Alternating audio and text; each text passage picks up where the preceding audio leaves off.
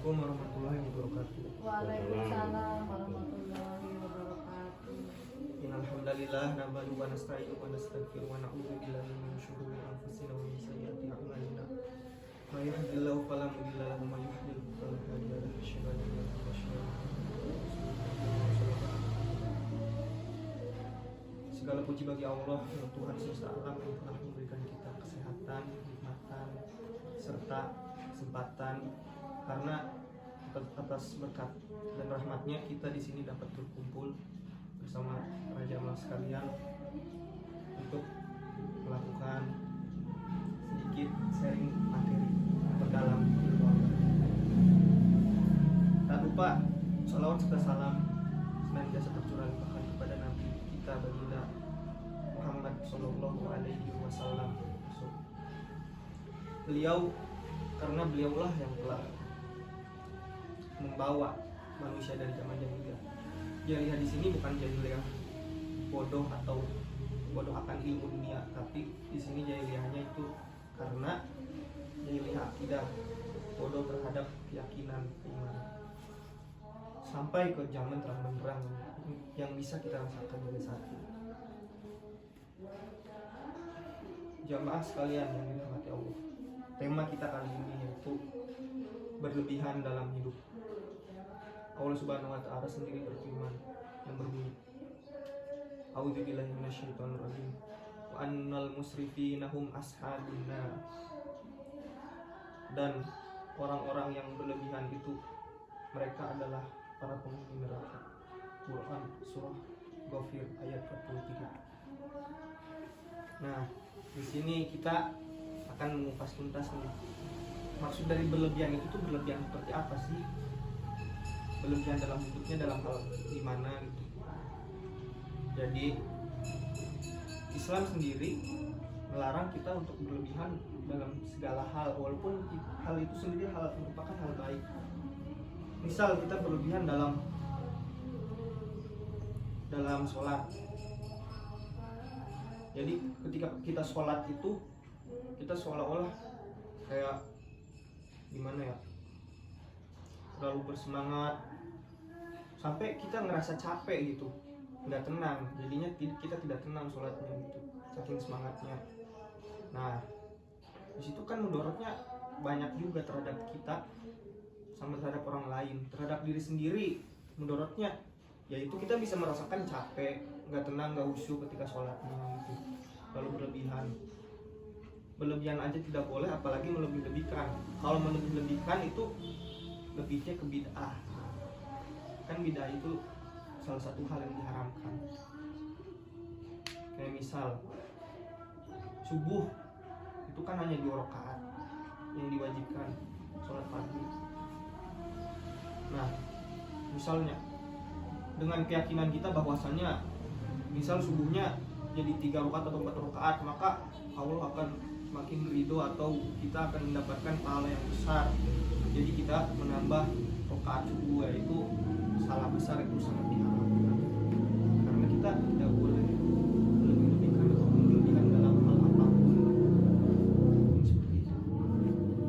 Dan juga ketika zakat ya, ketika berzakat atau bersedekah, Islam mengajarkan kita untuk menginfakkan sebagian harta kita. Di situ kan sebagian, dan itu pun harus ada ikhlasnya. Jadi bisa dikatakan seikhlasnya ini. Ketika dalam zakat kita berzakat, misal terlalu banyak harta yang diinfakkan gitu. Misal mendekati semuanya harta yang kita punya. Ya mungkin kalau kitanya ikhlas itu lebih bagus.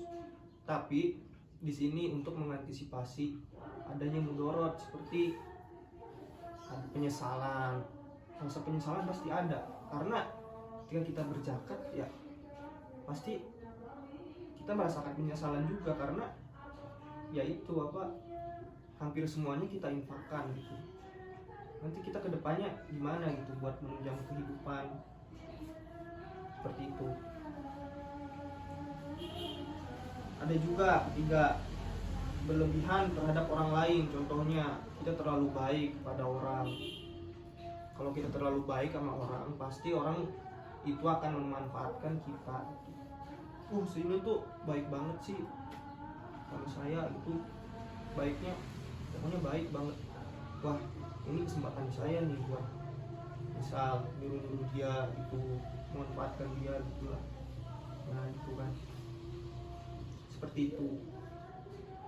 Pokoknya segala hal yang dilebih-lebihkan dalam hidup itu diharamkan dalam Islam, dilarang. Dalam makan pun juga seperti itu. Bahkan Sayyidina Umar bin Khattab radhiyallahu anhu pernah berkata, perut buncit itu bukan suatu kenikmatan dari Allah, tapi itu merupakan suatu azab dari Allah, perut yang buncit. Selain itu juga karena kan kita kalau memiliki perut buncit itu kan dilihat orang kan tidak enak gitu, kayak ya mungkin langsung berpikiran yang tidak orang-orang pada kita. Dan Rasulullah pun mengajarkan kita untuk makan dan dimakan sebelum kenyang, seperti itu. Itu kan salah satu contoh untuk tidak berlebihan juga. Allah pun yang firman-Nya sudah saya bacakan tadi, Allah pun menganggap orang-orang yang berlebihan itu adalah penghuni neraka. Jadi kalau kita berlebihan ya sudah Allah cap sebagai penghuni neraka dalam firman-Nya surah Ghafir ayat 43. Seperti itu. Jamaah sekalian yang dirahmati Allah Subhanahu wa taala. Mungkin hanya itu yang bisa saya sampaikan. Semoga ilmu-ilmu yang telah disampaikan akan bermanfaat bagi jamaah dan juga diri saya sendiri, dan juga sebagai pengingat untuk diri saya sendiri. Bukan berarti saya menyampaikan hanya untuk mengingati orang-orang, tapi diri saya ini tidak benar seperti itu. Kurang lebihnya mohon maaf. Wabillahi taufiq wal hidayah. Wassalamualaikum warahmatullahi wabarakatuh. Waalaikumsalam warahmatullahi wabarakatuh. Assalamualaikum warahmatullahi wabarakatuh. Allah Subhanahu wa taala berfirman dalam surah Toha ayat 127. A'udzubillahi minasyaitonir rajim. Wa kadzalika najzi man asrafa min ayati rabbih wal adzabul akhirati asyaddu wa abqa.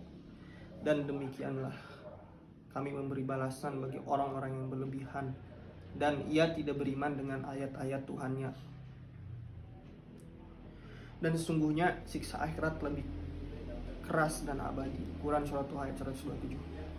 Pada ayat sebelumnya kan kita sudah tahu bahwasanya Allah mencap orang-orang yang berlebihan itu sebagai penghuni neraka. Nah, pada ayat ini Allah Subhanahu wa taala berfirman lagi bahwasanya dia akan memberi balasan atau cobaan kepada orang-orang yang berlebihan dalam hidup, baik di dunia maupun di akhirat. Tapi ketika dia bertobat, insya Allah akan diampuni karena Allah Maha Pengampun. Dan ayat ini juga menjelaskan kalau orang-orang yang berlebihan itu kebanyakan dari mereka itu tidak beriman dengan ayat-ayat Tuhannya. Jadi mengingkari ayat-ayat Tuhannya. Seperti itu. Kesimpulannya yang sudah saya sebutkan sebelumnya, kita tidak boleh berlebihan, tidak boleh terlalu berlebihan dalam hidup, dalam hal apapun, sekalipun itu hal kebaikan. Ya contohnya sama orang terlalu baik, terlalu gak enakan atau terlalu berharap.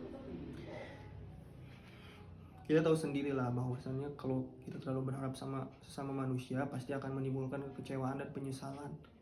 Allah Subhanahu wa taala juga kan sudah memerintahkan manusia untuk senantiasa berharap kepadanya, karena Allah mempunyai banyak jalan dan skenario yang tidak diduga-duga oleh kita. Seperti itu. Dan juga terlalu gak enakan itu sama hubungannya dengan terlalu baik sih. Seperti contohnya dalam hutang piutang ya, kita diutangin sama orang tapi kita mau nagihnya nggak enakan, kalau nggak pas nagih itu nggak terlalu ditegasin gitu, nagihnya cuman ya dengan ada yang lemah lembut lah gitu. Namanya juga ngutang ya, orang kalau nggak ditegasin pasti akan melunjak, akan diundur-undur terus utangnya, kan itu juga tidak baik gitu. Juga dalam hal berinfak, kita tidak boleh terlalu kikir terlalu pelit atau kikir, dan juga terlalu banyak menginfakkan harta kita. Islam kan mengajarkan kita untuk menginfakkan sebagian harta kita, jadi jangan semuanya. Ketika kita menginfakkan semuanya, semua harta kita, ya pasti kita akan merasa rugi dan kecewa. Ujung-ujungnya infaknya sia-sia karena kita nggak ikhlas tuh. Dan kalau terlalu kikir, terlalu pelit, itu juga nggak baik. Karena kan selain dilarang oleh agama, juga kita dipandang oleh orang lain kan akan buruk. Ih, situ mah nginfakin harta segitu doang, nggak mau, ogah-ogahan, padahal beli ini beli itu, banyak yang dibeli. Ya mungkin seperti itu ya. Jadi itu kesimpulannya. Semoga kita senantiasa diberi keberkahan oleh Allah Subhanahu wa taala dan dijauhkan dari sifat yang berlebihan dalam hidup. Wabillahi taufiq wal hidayah. Assalamualaikum warahmatullahi wabarakatuh.